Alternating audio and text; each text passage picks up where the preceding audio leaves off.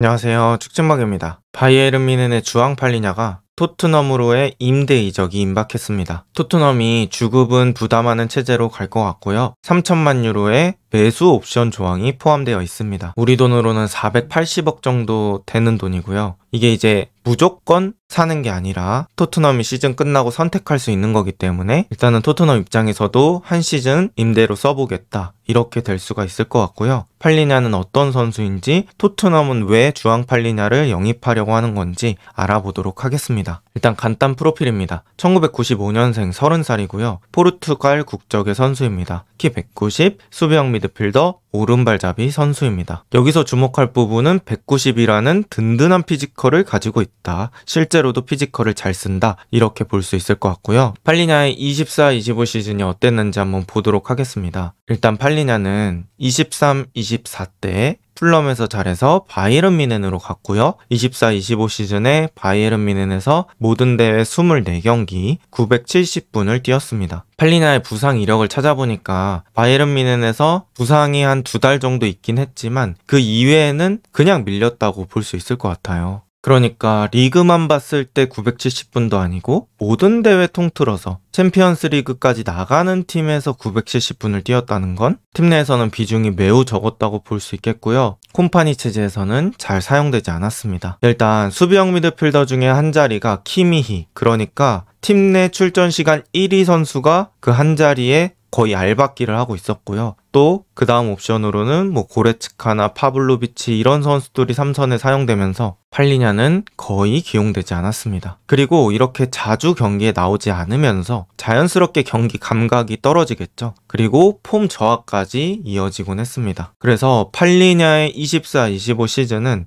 비단 바이에른 뮌헨뿐만 아니라 본인의 선수 커리어에서도 매우 아쉬운 시즌이 되었다, 이렇게 볼 수 있을 것 같아요. 그리고 지금 이제 토트넘으로 임대를 보낸다는 건 바이에른 뮌헨에서도 다음 시즌에 이 팔리냐라는 선수가 계획에 없다는 거잖아요. 그래서 팔리냐도 이 개인적인 반등을 위해서는 또 이번 시즌 잘해야 될 것 같다라는 걸 느꼈고, 또 한 가지 재밌는 부분은 토트넘과 바이에른 뮌헨 사이의 거래가 은근히 많이 일어나고 있다는 거예요. 최근에도 에릭 다이어, 해리 케인 이런 선수들이 있었고요. 마티스텔을 토트넘이 완전 영입하기도 했고요. 이번에 팔리냐의 케이스도 있습니다. 그거는 이제 재미로 보면 될 것 같고요. 그렇다면 토트넘이 팔리냐를 왜 영입하려고 하는지 한번 토트넘의 입장에서 생각을 해볼게요. 토트넘의 토마스 프랭크 감독 체제에서는 2명의 수비형 미드필더가 주로 활용이 됩니다. 그리고 지금 프리시즌을 봤을 때라든지 현재 실력, 폼 같은 걸 봤을 땐 저는 개인적으로 벤탄쿠르는 주전 중에 한 자리가 되지 않을까라고 생각을 하거든요. 그럼 그 벤탄쿠르의 짝을 한 명 구해야 하잖아요. 그런데 지금으로서 벤탄쿠르의 짝으로 설 수 있는 선수는 비수마나 파페사르 이런 선수들인데, 사실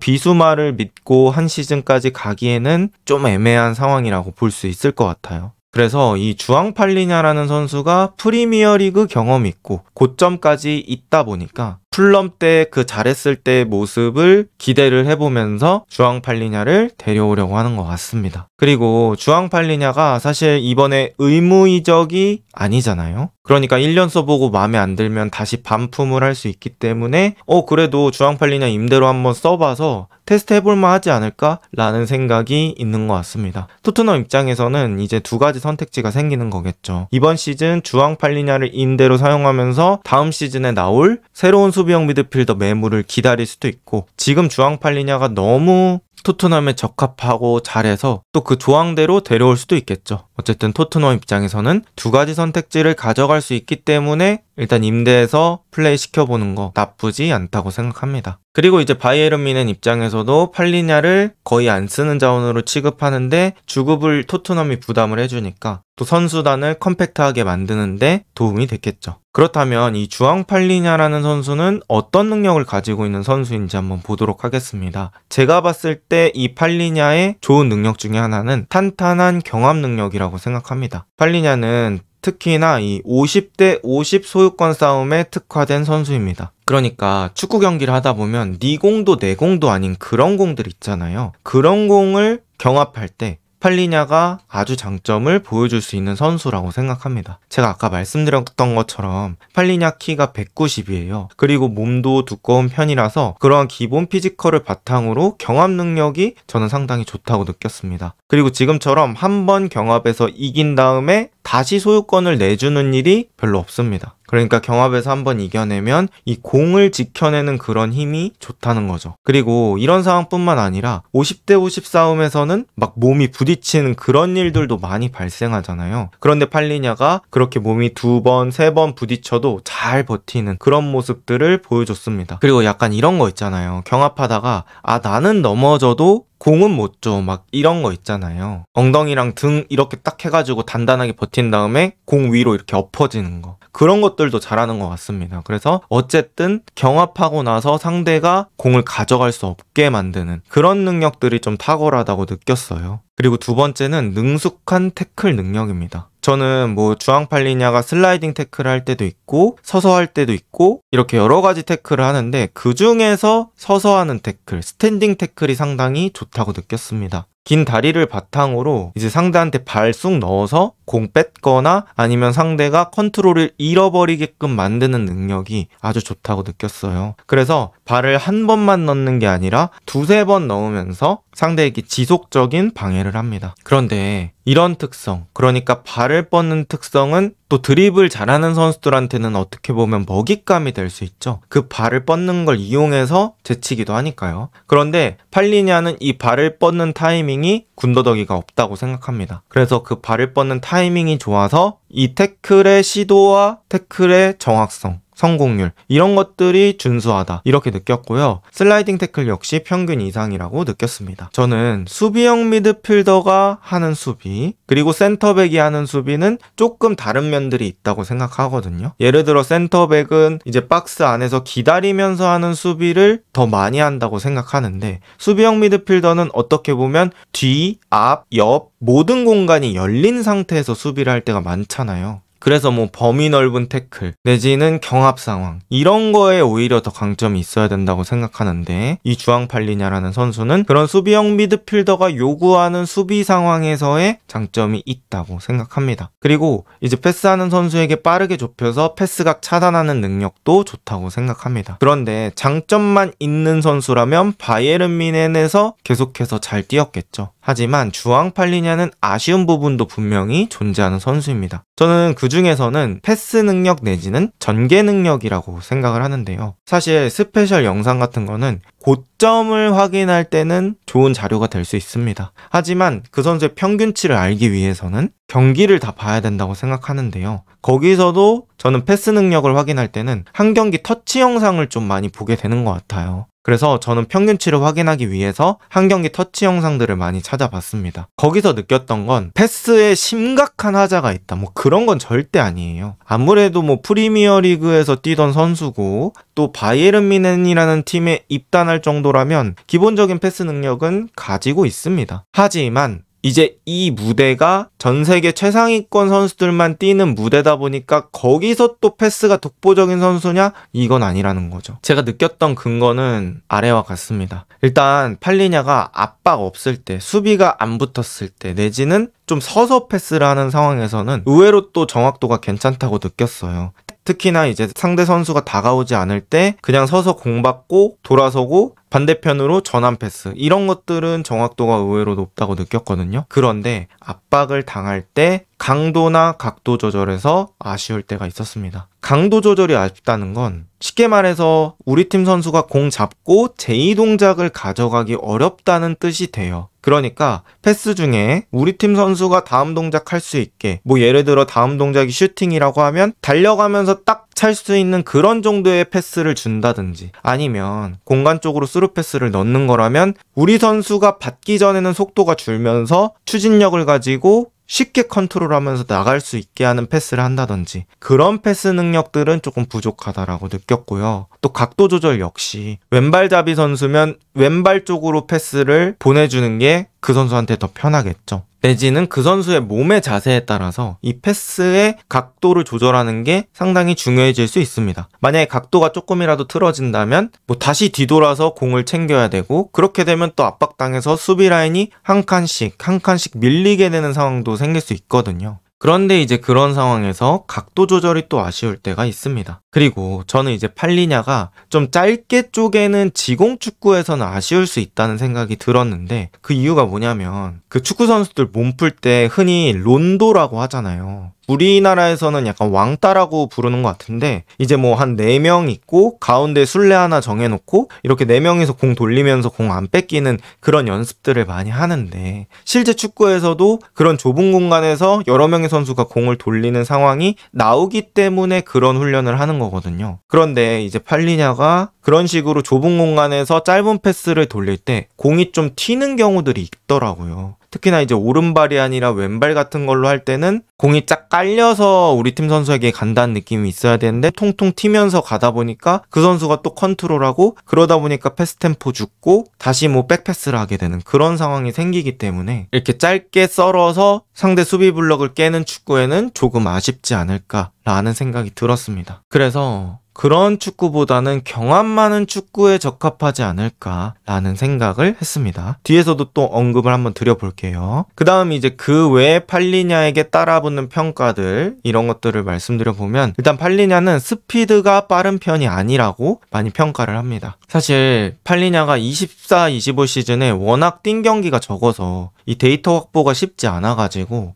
이 스피드 자체는 제가 완벽히 확인할 수는 없었는데, 스페셜 영상 같은 걸 보더라도 스피드가 엄청 빠르다고는 안 느껴지긴 했습니다. 이거는 실제 토트넘에 와서 역습 수비할 때, 그러니까 우리 팀이 볼 돌리다 공 뺏겨서 수비 라인으로 복귀할 때 그런 스피드들을 확인해 봐야 될 것 같습니다. 두 번째, 민첩성이 좀 아쉬운 편이라고 느꼈습니다. 민첩성이라는 건 이런 달리기 능력이 아니라 이 몸의 빠르기를 저는 얘기하는 거거든요. 그런데 아무래도 팔리냐가 190이라는 거구기도 하고 좀 몸이 두껍기도 하고, 그러다 보니까 민첩성은 좀 아쉽다는 느낌 들었어요. 그래서 그런 부분은 또 토트넘 와서 한번 체크를 해봐야 될 것 같다 느꼈고요. 팔리냐 같은 유형의 선수는 잘 맞는 경기와 그렇지 않은 경기의 차이가 있을 것 같다고 느꼈습니다. 예를 들어 안 맞는 경기는 약간 맨체스터 시티 같은 축구라고 생각해요. 그러니까 짧은 패스를 수백 번 반복하면서 상대 블럭을 살살살살 깨가지고 높은 소유력을 바탕으로 하는 축구. 그럴 때는 조금 아쉽지 않을까 싶었고, 뭐 경합 상황이 많이 발생하거나 세컨볼 싸움, 어떻게 보면 땀과 흙냄새가 나는 그런 싸움에서는 또 팔리냐만한 선수가 없을 것 같다라는 생각이 들었습니다. 그래서 이 바이에른 뮌헨에서 지금 돌아봤을 때는 그런 이유들 때문에 좀 기용이 안 되지 않았을까라고 생각을 해요. 일단 바이에른 뮌헨이라는 팀의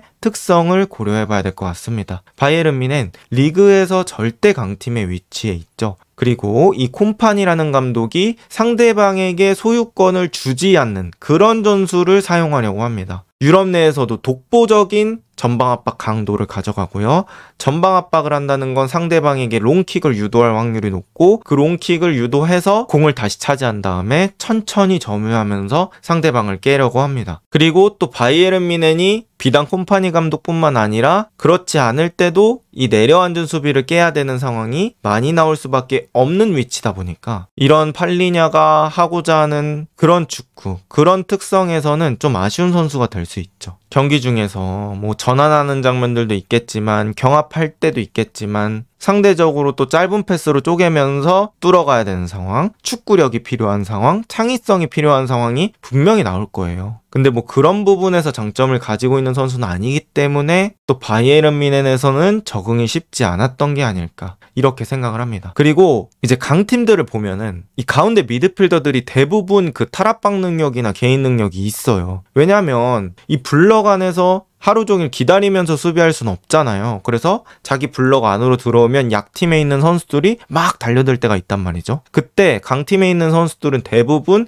그런 것들을 탈압박하면서 지키기 때문에 이 강팀의 소유권이 유지가 되더라고요. 그런데 팔리냐는 사실 탈압박 이런 것들이 장점이 아니기 때문에 또 콤파니 체제에서는 많이 쓰기 어렵지 않았을까라는 생각이 있습니다. 그렇다면 토트넘에서는 어떻게 될까? 이거는 그냥 제 개인적인 의견인데요. 일단 토마스 프랭크가 실리적인 운영도 병행한다고 느꼈어요. 그래서 토트넘이 마냥 또 지공을 추구하는 그런 팀이 아닐 것 같거든요. 일단 시즌을 진행한다고 했을 때. 그럼 이렇게 내려앉아서 수비하는 장면도 생길 것 같은데, 그럼 블럭 수비할 때, 그러니까 그 블럭 안으로 들어와서 게임을 할 때는 이 팔리냐라는 선수의 수비력이 도움이 될 것 같다라는 느낌이 들었습니다. 그리고 여러분들도 아시겠지만 포스테코글루 감독보다는 롱볼의 빈도가 높습니다. 롱볼이라는 건 필연적으로 세컨볼이라는 거를 동반하게 됩니다. 공중에 있다가 공이 떨어졌으니까 그 공이 뭐 바닥에 깔리든 통통 튀든 할 거 아니에요. 그래서 그 롱볼 후 많이 발생하는 탱탱볼 싸움, 그런 세컨볼 싸움에서 활약할 수 있는 특성을 가지고 있다라는 걸 느꼈습니다. 그래서 바이에른 뮌헨보다는 활용도가 조금 더 높지 않을까. 또 포스테코글루 축구가 아닌 토마스 프랭크 감독의 축구에서는 그래도 활용도가 높지 않을까라는 생각을 했습니다. 그리고 팔리냐라는 선수가 또 사이즈가 있다 보니까 토트넘이 중원에서 피지컬 싸움 가져갈 때도 또 그런 부분들도 채워줄 수 있다고 생각하고요. 저는 팔리냐에게 너무 복잡한 롤을 맡기는 것보다는 본업에 충실할 수 있는 환경을 만들어주는 게 어떨까라는 생각을 했어요. 뭐 예를 들어서 각 팀의 게임을 디자인하는 선수들이 좀 있잖아요. 저는 이제 맨유에서는 그런 선수가 브루노 페르난데스, 맨시티에서는 로드리, 파리 생제르맹에서는 비티냐, 이런 선수들이 될 거라고 생각을 하거든요. 그런데 냉정하게 팔리냐는 그런 유형으로 쓰기에는 어렵지 않을까 싶고요. 오히려 벤탄쿠르가 후방에서 조율하고 전개하고 뿌려주고 이런 역할을 맡고, 이 팔리냐는 자기 본업, 그러니까 뭐 쓸어주고 경합해주고 굳은 일 해주고 이런 유형으로 사용한다고 했을 때는 이 팔리냐의 장점을 극대화할 수 있지 않을까 싶습니다. 그래서 토트넘이 이렇게 투볼란치를 구성한다고 하면 각자 역할 분배를 잘하면 바이에른 뮌헨에서보다는 좋은 모습을 보여주지 않을까라는 생각이 있습니다. 토트넘에 새로 합류하게 될 것 같은 주앙 팔리냐, 과연 주앙 팔리냐는 토트넘에서 어느 정도 퍼포먼스를 보여줄 수 있을까요?